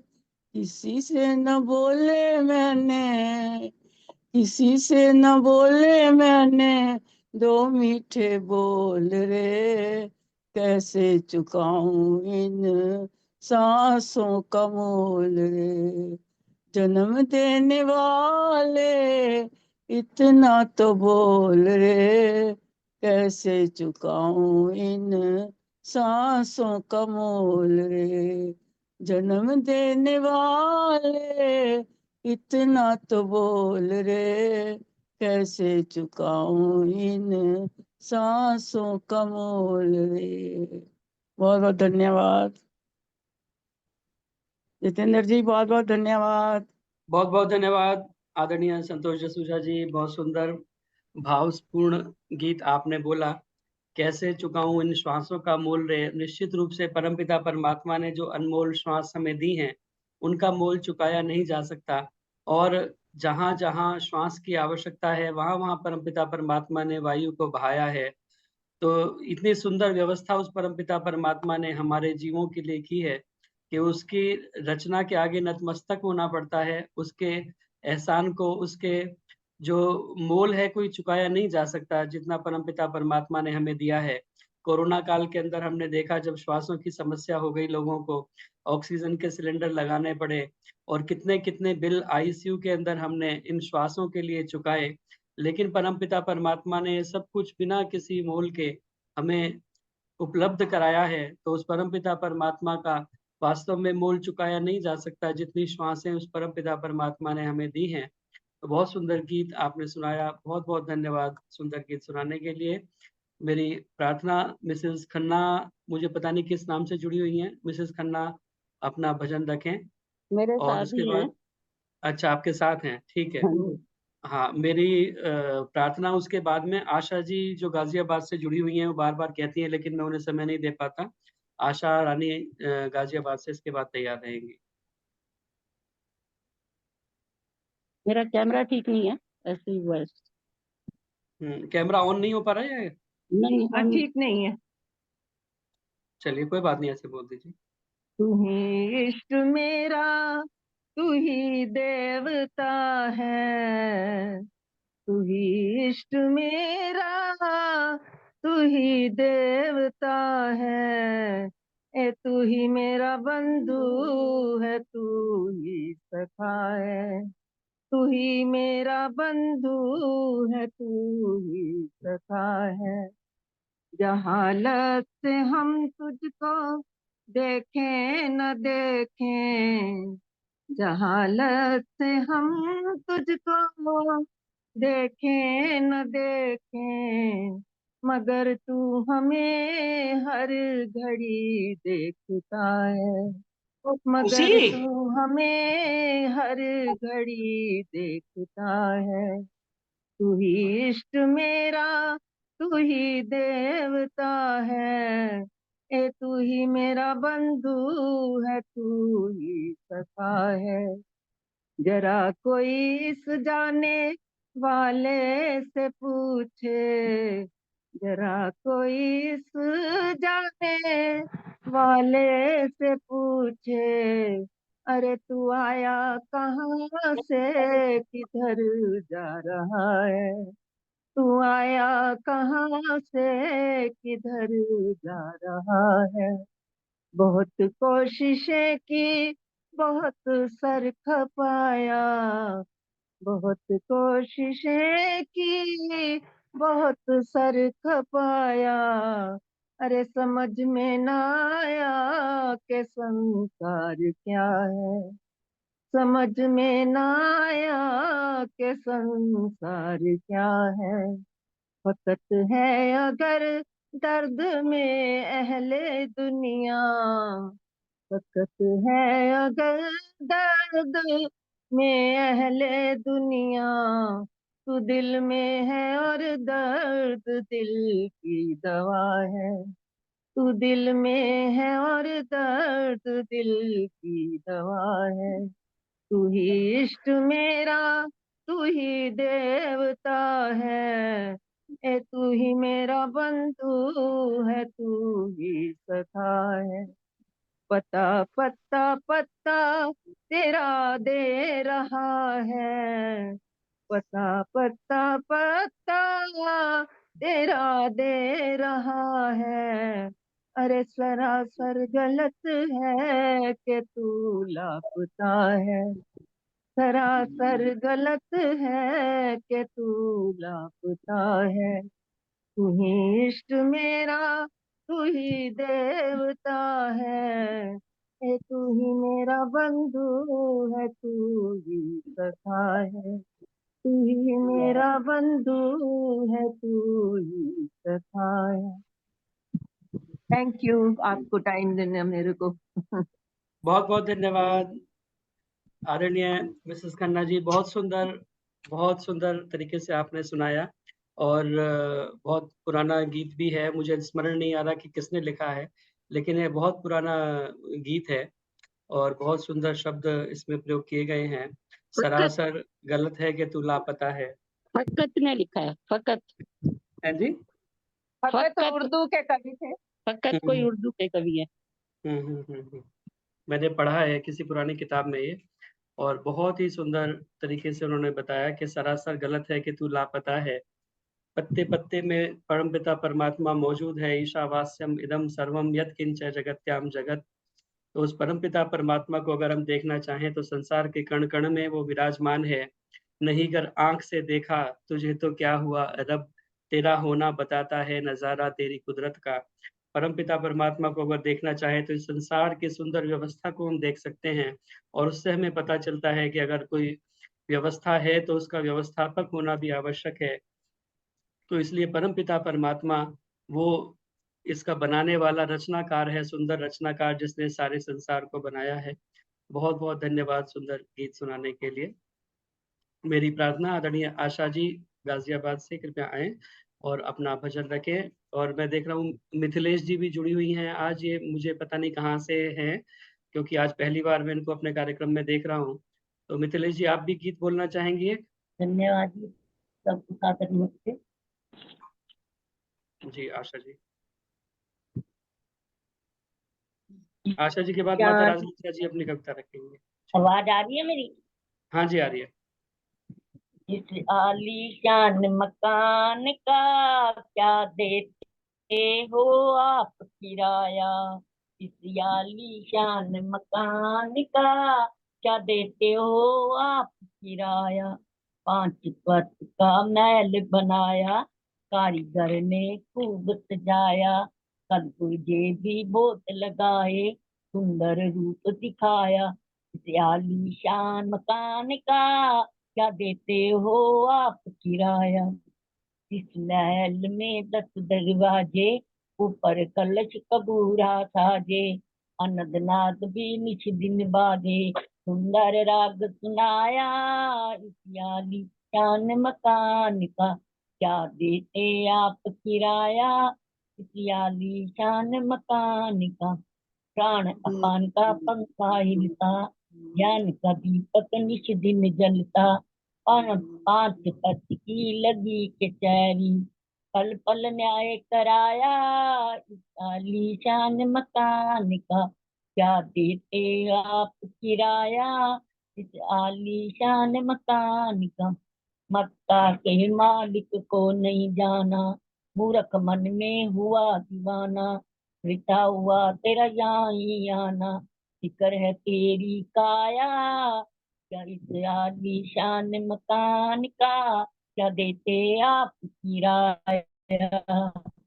5 तख्त का महल बनाया, कारीगर ने खूब सजाया। इस आलीशान मकान का क्या देते आप किराया? धन्यवाद जी समय देने के लिए। पहली बार बोली। बहुत बहुत धन्यवाद आशा जी, बहुत सुंदर। गीत आपने बोला, इस आलीशान मकान का क्या देते हो आप किराया।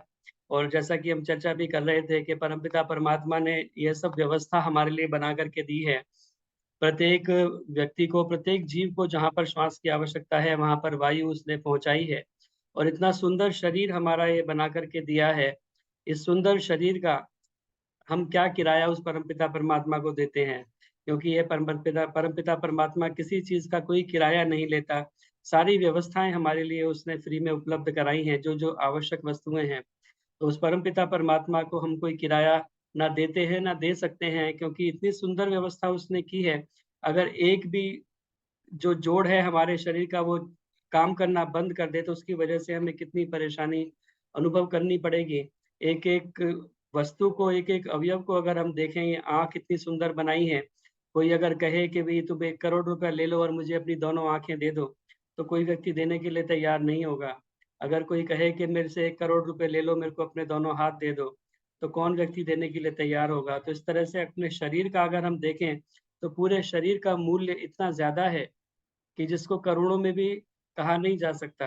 तो ऐसा परमपिता परमात्मा ने व्यवस्था हमें बना कर के दी है, तो उसका हमें निश्चित रूप से धन्यवादी होना चाहिए, कृतज्ञ होना चाहिए उस परमपिता परमात्मा के लिए, जिसने हमें मनुष्य का शरीर दिया और इतना सारा हमारे लिए सारा जो है संसार बनाया परमपिता परमात्मा ने। बहुत-बहुत धन्यवाद आशा जी। आपने कई बार कहा मुझे मैं गीत बोलूँगी, लेकिन आज मैं आपको समय दे पाया, पहले नहीं दे पाया। बहुत-बहुत धन्यवाद आपका। आइए मेरी प्रार्थना आदरणीय माता राज लूथरा जी से, कृपया वो जो अपनी पंक्तियाँ कहना चाहती थीं वो कहें, और उसके बाद में आदरणीय माता रुक्मणी टुटेजा जी जुड़ी हुई हैं, वो कृपया एक गीत रखें। हेलो, हाँ जी, आपकी नमस्ते हाँ, सबको। नमस्ते जी। जितेंद्र जी, मैं तो सुबह हमारी जो यहाँ शुरुआत हुई सभा की, वो देवियों और बेटियों से हुई, तो मैं तो उसी विषय में मुझे पुराना एक भजन याद आ गया, इसलिए मैंने आपको कहा। तो अभी प्रभु भक्ति के बड़े सुंदर भजन चल रहे हैं, तो मैं क्या करूं, वो विषय बदल जाएगा मैं बोलूंगी तो। हाँ, कोई बात कोई नहीं, बात बदल जाने दें, कोई कोई बात बात नहीं। ओके। हाँ, तो मैं ये जो आज देवियों की चर्चा हो रही थी कि आज देवियों की पूजा होती है, ये होता है। मैं आज की देवियां जो काम कर रही हैं, आज की सारी, कोई देश संचालन में इतनी सुंदर है, कोई अपने उपदेश कर रहे हैं। अब ये भी श्रुति बेटी ने कितना सुंदर जो है अपना भाषण दिया। और भी कितने ही नाम है, नाम गिनूंगी तो समय जो है वेस्ट हो जाएगा। तो मैं उन सब देवियों को एक संदेश दे रही हूँ जो आज का काम कर रही हैं, तो जो उनको करना चाहिए। मैं वो पुराना भजन है, आपने शायद सुना भी होगा। देवियां देश की जाग जाए अगर, देवियां देश की जाग जाए अगर, युग स्वयं ही बदलता चला जाएगा। देवियां देश की जाग जाए अगर, युग स्वयं ही बदलता चला जाएगा। नारियां जागरण गीत गाए अगर, हर हृदय ही मचलता चला जाएगा। युग स्वयं ही बदलता चला जाएगा। वीर संतान से कोख खाली नहीं, कितने बड़े बड़े जो है हमारे ऋषि मुनि हुए, सब माताओं ने जन्म दिया। वीर संतान से कोख खाली नहीं, गोद में कौन सी शक्ति पाली नहीं। जननिया शक्ति को साध पाए अगर, शौर्य शिशुओं में बढ़ता चला जाएगा। देवियां देश की जाग जाए अगर, युग स्वयं ही बदलता चला जाएगा। पूर्ति पुरुषार्थ में है सदाचार की, प्रतिश्रम में सहज साध्य अधिकार की। पूर्ति पुरुषार्थ में है सदाचार की, प्रतिश्रम में सहज साध्य अधिकार की। पत्नियां सादगी साथ पाए अगर, पत्नियां सादगी साध पाए अगर, पति स्वयं ही बदलता चला जाएगा। युग स्वयं ही बदलता चला जाएगा। छोड़ दे नारियां ये गलत रूढ़ियां, छोड़ दे नारियां ये गलत रूढ़ियां, तोड़ दे अंधविश्वास की बेड़ियां। नारियां दुष्प्रथाएं मिटाए अगर, दंभ का दम निकलता चला जाएगा। नारियां दुष्प्रथाएं मिटाए अगर, दंभ का दम निकलता चला जाएगा। युग स्वयं ही बदलता चला जाएगा। धर्म का वास्तविक रूप हो सामने, धर्म गिरते हुए को लगे थामने। धर्म का वास्तविक रूप हो सामने, धर्म गिरते हुओं को लगे थामने। भक्तियां भावना को सजा ले अगर, ज्ञान का दीप जलता चला जाएगा। देवियां देश की जाग जाए अगर, युग स्वयं ही बदलता चला जाएगा। तो अंत में लगे है, ये धरा फिर स्वर्ग सी संवरने लगे, ये धरा फिर स्वर्ग सी संवरने लगे, स्वर्ग की रूप सज्जा उभरने लगे। देवियां दिव्य चिंतन सजाए अगर, देवियां दिव्य चिंतन सजाए अगर, हर मनुज देव बनता चला जाएगा। देवियां दिव्य चिंतन सजाए अगर, हर मनुज देव बनता चला जाएगा। देवियां देश की जाग जाए अगर, युग स्वयं ही बदलता चला जाएगा। युग स्वयं ही बदलता चला जाएगा। युग स्वयं ही बदलता चला जाएगा। बहुत बहुत धन्यवाद बेटे जी, हाँ समय देने के लिए। बहुत बहुत धन्यवाद माता राजलूथरा जी, बहुत सुंदर गीत आपने सुनाया। अगर वास्तव में नारी शक्ति हमारी जाग जाए तो क्या नहीं कर सकती, क्योंकि उनके अंदर एक विशेष क्षमता होती है, एक उनकी वाणी में प्रभाव होता है। एक बात को अगर पुरुष कहे और उसी बात को महिला कहे तो उस महिला का प्रभाव ज्यादा होता है कहने का। तो इसीलिए क्या कर नहीं सकती भला यदि शिक्षिता हो नारियां, क्या कर नहीं सकती भला यदि शिक्षिता हो नारियां, रण रंग राज्य स्वधर्म रक्षा कर चुकी सुकुमारियां। सोचो नरों से नारियां किस बात में हैं कम हुई, मध्यस्थ वे शास्त्रार्थ में हैं भारती के सम हुई। तो क्या नहीं कर सकती अगर नारियां चाहें। तो इसीलिए नारी शक्ति हमारी, और कहा गया है कि बिजली चमकती है तो आकाश बदल देती है, बिजली चमकती है तो आकाश बदल देती है, आंधी उठती है तो दिन रात बदल देती है। जब गरजती है नारी शक्ति, जब गरजती है नारी शक्ति तो इतिहास बदल देती है। जब नारियां जाग जाती हैं और आगे बढ़ती हैं तो पूरा इतिहास बदल जाता है। ऐसा इतिहास में बहुत जगह पर हमने देखा है। तो बहुत बहुत धन्यवाद। सुंदर ये आजकल सभी जगह पर बड़ा संदेश देती रहती हूँ कि आज की देवियां बड़ा काम कर रही हैं, बहुत अच्छा काम कर रही हैं, लेकिन उनको थोड़ा सा हमें देखना चाहिए कि आज हमारे देश में क्या हो रहा है। तो इस कारण को भी सामने रखना चाहिए, बिल्कुल ध्यान देना चाहिए। और जी, आज हमें तो सबको सोचने की जरूरत है इसकी बेटे, हर एक आदमी को। तो खैर वो सबको भी समय मिलेगा तो बात करेंगे। बहुत बहुत धन्यवाद। समय बहुत तेजी से भाग रहा है। मेरी प्रार्थना आदरणीय माता रुक्मणी टुटेजा जी से कृपया आए और अपना गीत रखें।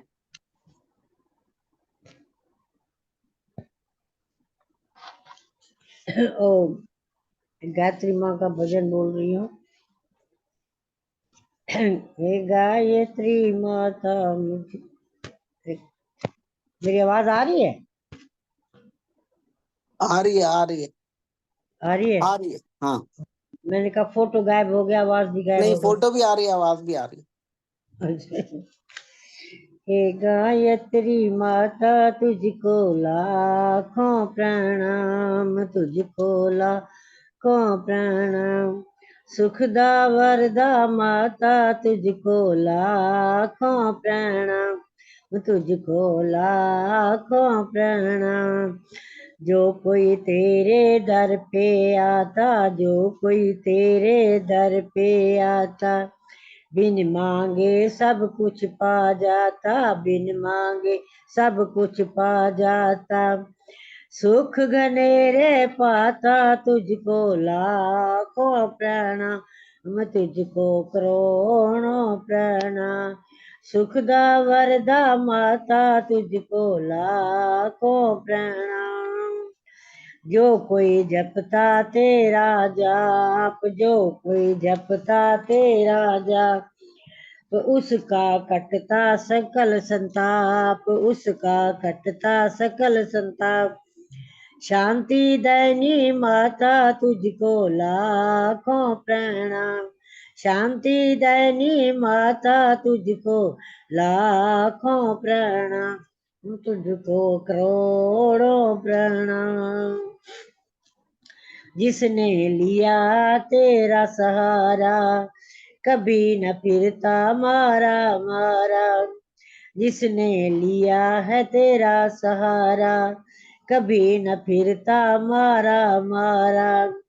कष्ट निवारणी माता तुझको लाखों प्रणाम, कष्ट निवारणी माता तुझको लाखों प्रणाम।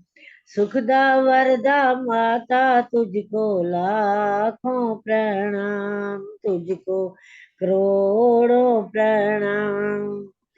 तेरा जाप सुधा मधुर धारा, तेरा जाप है शांति फवारा।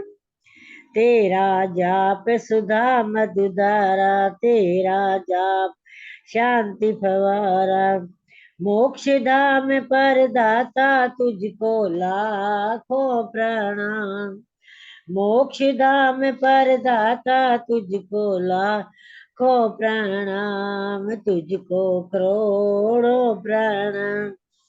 सुखदा वरदा माता तुझको लाखों प्रणाम, तुझको लाखों प्रणाम। हे गायत्री माता तुझको लाखों प्रणाम, तुझको करोड़ों प्रणाम, तुझको लाखों प्रणाम। धन्यवाद टाइम देने का जतेंद्र जी। बहुत बहुत धन्यवाद माता जी। सुंदर गायत्री का गीत आपने सुनाया। गायत्री माता तुझको लाखों प्रणाम। और गायत्री जो है वो जो गाने वाला है उसको तार देती है। और ये गायत्री जो है मंत्र, वेदों के अंदर अनेक मंत्र ऐसे हैं जो गायत्री मंत्र की कैटेगरी में आते हैं, कोटि में आते हैं। लेकिन जो विशेष मंत्र हम जानते हैं गायत्री के नाम से, वो ओम भूर्भुवस्वः तत्सवितुर्वरेण्यं भर्गो देवस्य धीमहि धियो यो न प्रचोदयात्। तो यह जो 24 अक्षर का जो मंत्र होता है, इसको हम विशेष रूप से गायत्री मंत्र कहते हैं। और इस मंत्र को विशेष इसीलिए कहते हैं क्योंकि इस मंत्र के अंदर स्तुति, प्रार्थना, उपासना तीनों चीजें हमें परमपिता परमात्मा की मिल जाती हैं। तो विशेष रूप से गायत्री मंत्र का महत्व जो है विद्वानों ने बताया है। बहुत बहुत धन्यवाद सुंदर गीत सुनाने के लिए। आइए, अब समय बहुत आगे बढ़ चुका है। मेरी प्रार्थना, आज के भजनों की श्रृंखला को हमें यहीं पर विराम देना होगा। प्रार्थना आदरणीय मैडम उषा चित्कारा जी हमारे मध्य उपस्थित हैं। आर्य केंद्रीय सभा नगर निगम क्षेत्र फरीदाबाद की आप मंत्री हैं और महिला प्रभारी हैं, तो कृपया सभी का धन्यवाद ज्ञापन करें और अपना संदेश दें। उसके बाद शांति पाठ और अनौपचारिक चर्चा के लिए थोड़ी देर मंच खुला रहेगा। और उससे पूर्व आप सभी को विजयदशमी पर्व की भी हार्दिक शुभकामनाएं। और जो हमारे रतन टाटा जी छोड़ करके चले गए, उसके लिए भी हम अपनी शोक संवेदनाएं व्यक्त करते हैं, क्योंकि वो अपने आप में एक उद्योगपति और एक सफल बिजनेसमैन तो थे ही, लेकिन एक बहुत अच्छे इंसान थे, जिनके जाने से प्रत्येक देशवासी को दुख हुआ है। तो ऐसे पवित्र महान आत्मा के जाने से परमपिता परमात्मा से ही प्रार्थना है कि उन्हें सदगति प्रदान करेंगे। आदरणीय मैडम उषा चित्कारा जी आए।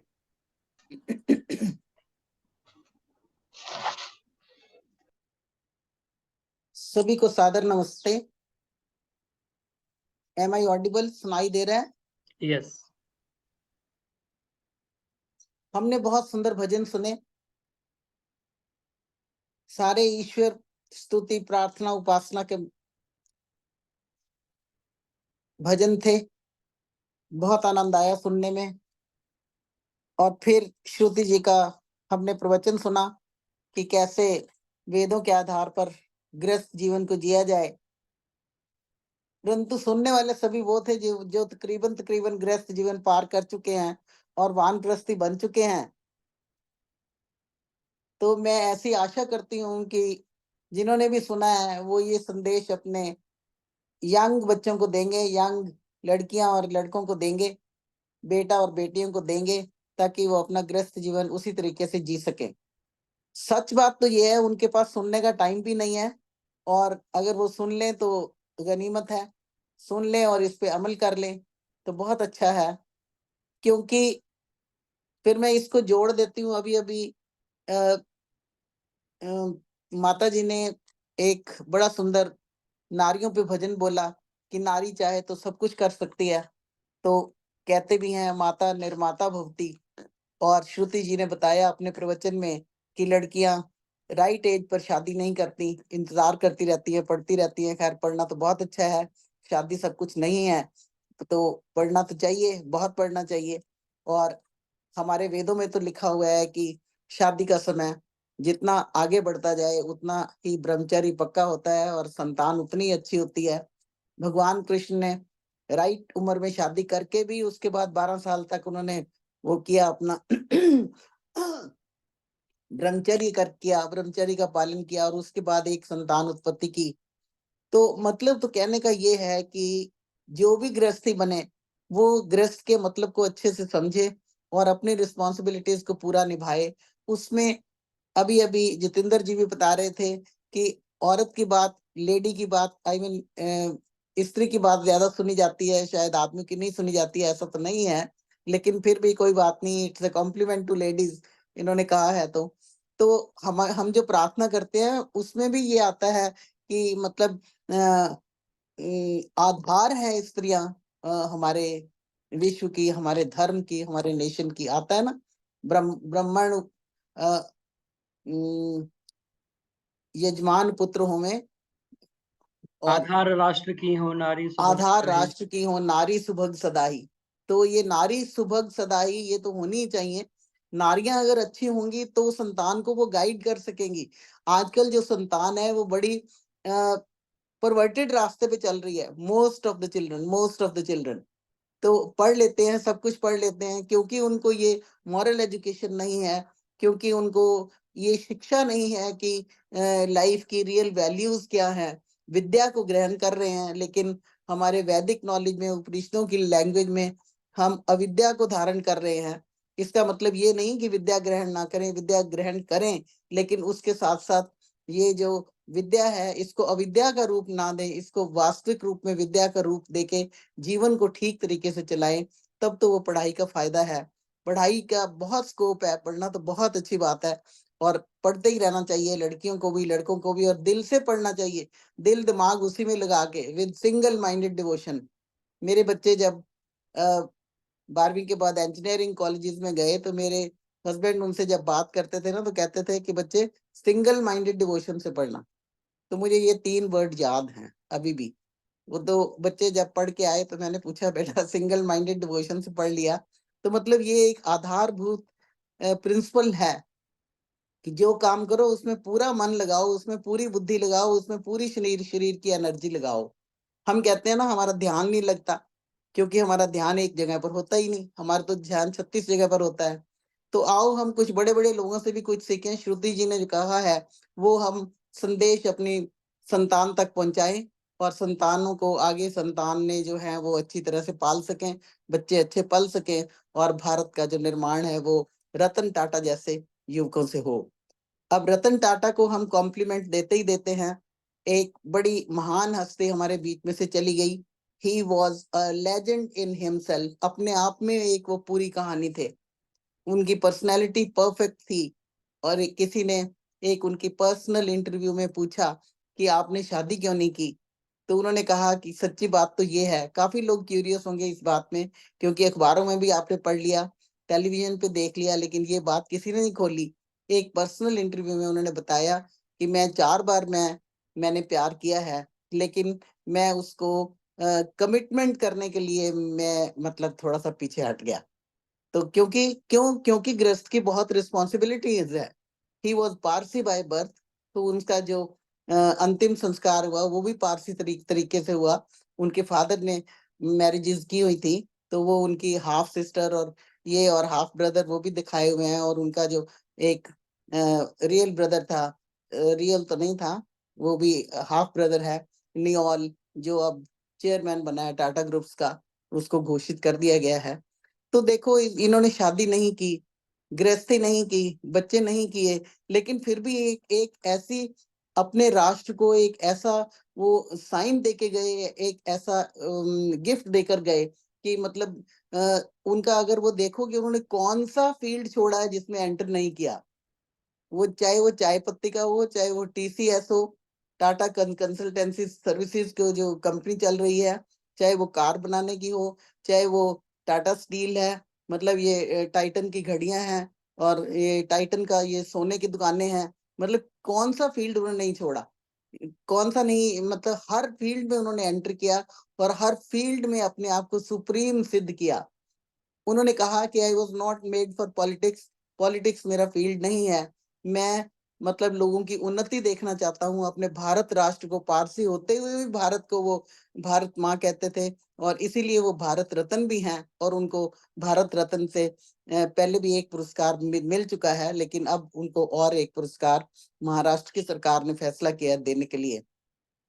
तो ही डिजर्व्ड ऑल दिस। तो हम क्यों ना ऐसे लोगों को फॉलो करें कि देखो मतलब जाति कोई भी हो। एक बात और उन्होंने बहुत जबरदस्त की कि उनकी कंपनी ने कोविड के टाइम इंजेक्शंस बनाए, तो और ये कहा, जो बनाने वाला था वो भी पारसी था, मुसलमान ही था, तो उसने कहा कि मतलब पहले से ये पहले तो ये कोविड के जो इंजेक्शन है पारसियों को लगेंगे, उसके बाद इंडियंस को लगेंगे। लेकिन रतन टाटा जी ने कहा नहीं, ये पहले भारतीयों को लगेंगे, बचे हुए ये बाकी पारसियों को लगेंगे। मतलब भारत माँ पहले है, भारत राष्ट्र पहले है। ये है एक मतलब उनकी तरफ से एक विचार सोचने का, जो हम सोचें और हम इसको फॉलो करें तो हमारा जो राष्ट्र अब टुकड़े टुकड़ों में बंट रहा है। हर रोज कोई ना कोई खड़ा हो जाता है। आज अखिलेश जी खड़े हो गए कि मुझे इसमें माला नहीं चढ़ाने दी वो उसके मूर्ति पे। तो मतलब कोई ना कोई पंगा लेके खड़े हो जाते हैं, यूनिटी में रहना ही नहीं। मतलब कोई थिंकिंग का प्रोसेस ही नहीं है, थिंकिंग प्रोसेस ही परवर्टेड हुआ पड़ा है। तो हम क्यों ना प्रार्थना करें कि हमारा राष्ट्र सुधरे और गृहस्थी भी ऐसे हों जो ऐसी संतान पैदा करें, राष्ट्र के लिए पैदा करें और राष्ट्र हमारा सुधरे। मैं इसी के साथ सभी का धन्यवाद करती हूँ, श्रुति जी का धन्यवाद करती हूँ। वो भी सिंगल माइंडेड डिवोशन से बोलती हैं कि उन्होंने गृहस्थी पे बोला तो गृहस्थी पे बोला। हाँ, ये मतलब मैंने बता दिया कि ये हम सब लोग अब ये संदेश अपने बच्चों तक पहुंचाएं, यंग लोगों तक पहुंचाएं। लेकिन ये यहीं पे सुन के यहीं पे रह गया तो हमारी तो गृहस्थी हो चुकी, तो फिर उनके वर्ड्स वेस्ट ना जाएं। तो let's disseminate this message to the society ताकि इसका लोग फायदा उठा सकें। इसी के साथ मैं फिर से टाटा रत्न को अपनी ओर से, समाज की ओर से, राष्ट्र की ओर से श्रद्धांजलि अर्पित करती हूँ। जितेंद्र जी का तहे दिल से धन्यवाद करती हूँ कि वैसे सत्संग करते हैं, लोगों में फीलिंग्स उमड़ती हैं, अच्छे अच्छे भजन बोलते हैं लोग और वो भजन फिर हमारे दिल दिमाग में गूंजते रहते हैं, कैसे कैसे अच्छे लगते हैं। तो चीज वही अच्छी होती है जो बाद में अपना एक इम्पैक्ट छोड़ के जाए। तो ये सत्संग एक इम्पैक्ट छोड़ता है हमारे पे। तो इसके लिए मैं I am thankful to Jitendra ji, I am thankful to all my sisters and brothers who have been patient audience. इसी के साथ सबका पुनः धन्यवाद। बहुत बहुत धन्यवाद आदरणीय मैडम उषा चित्कारा जी। बहुत सुंदर तरीके से आपने पूरे कार्यक्रम को समराइज किया और अपना भी सुंदर संदेश दिया। और निश्चित रूप से जैसा आपने कहा कि हमारे यहाँ पर जो वास्तव में ग्रस्त को चलाने वाले लोग हैं, अब जो ग्रस्ती हैं वो इस सत्संग में, इस सभा में कम हैं, लेकिन हम ये रिकॉर्डिंग अपनी सब जगह भेजते हैं और यूट्यूब के ऊपर भी इसकी रिकॉर्डिंग रहती है। तो भगवान करे कि ऐसे लोग भी सुने ताकि उन्हें भी उसको लाभान्वित हो सकें उनके इस प्रवचन से। तो बहुत बहुत धन्यवाद सुंदर तरीके से कार्यक्रम को समराइज करने के लिए, और आपका भी धन्यवाद कार्यक्रम के साथ जुड़ करके अपना संदेश देने के लिए और अपने सुंदर वचनों से हम सभी को प्रेरित करने के लिए।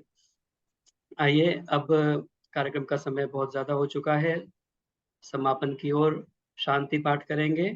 और अगर माता सुषमा यति जी हैं तो मेरी उनसे प्रार्थना रहेगी कृपया वो अपना माइक ऑन कर लें, वीडियो भी ऑन कर लें।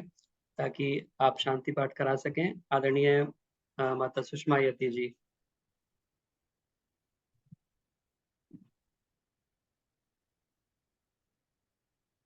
सुषमा यति माता जी जुड़ी तो ही हैं, शायद अभी सुन नहीं रही हैं, तो मैं शांति पाठ करा देता हूँ। आइए शांति पाठ करेंगे।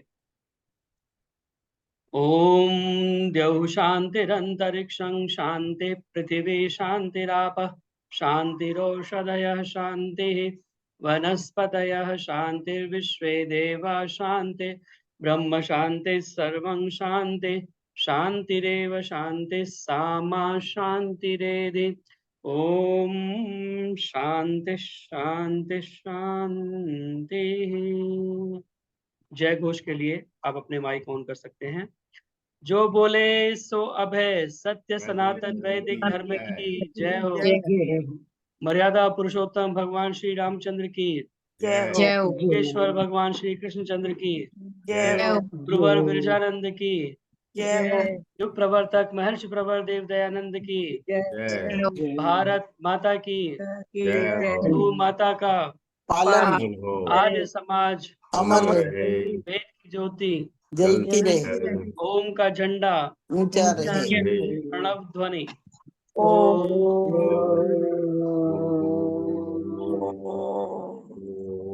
वैदिक अभिवादन सभी को सादर नमस्ते। सभी को सादर नमस्ते जी। नमस्ते जी। उषा